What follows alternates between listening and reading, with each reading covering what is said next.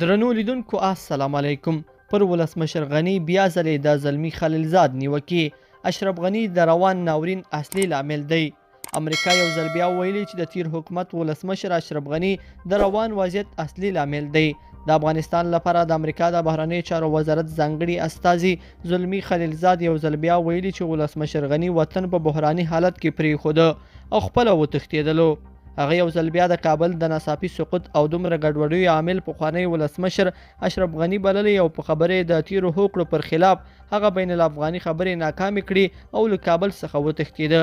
د ده په خبره ټاکل شوې وه چې واک په سوله ییزه توګه ولېږدول شي، خو اشرف غنی د نوي حکومت مخالف او د سولې په ټوله پروسه کې خنډونه جوړول چې له امله یې افغانستان له اوسني نامعلوم برخلیک سره مخ شوی دی.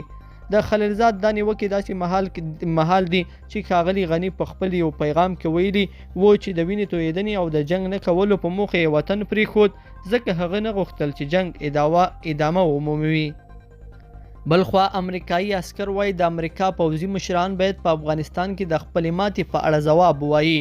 د پخوانیو امریکایي پوځیانو یوې ټولنې په خپره کړې اعلامیه کې ویلي چې د امریکا اوسني او پخواني نظامي چارواکي باید امریکایي ملت ته په افغانستان کې د خپلې ماتې په اړه ځواب ووایي.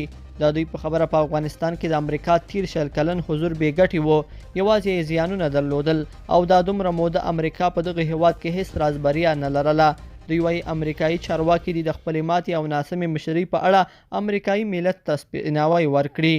لیدونکو په دې هیله چې دا مطلب به مو تر پایه لیدلی وي. که مو ویډیو خوښه شوې ویډیو لایک کړئ او چینل سبسکرایب کړئ. تر بیا ښه وخت.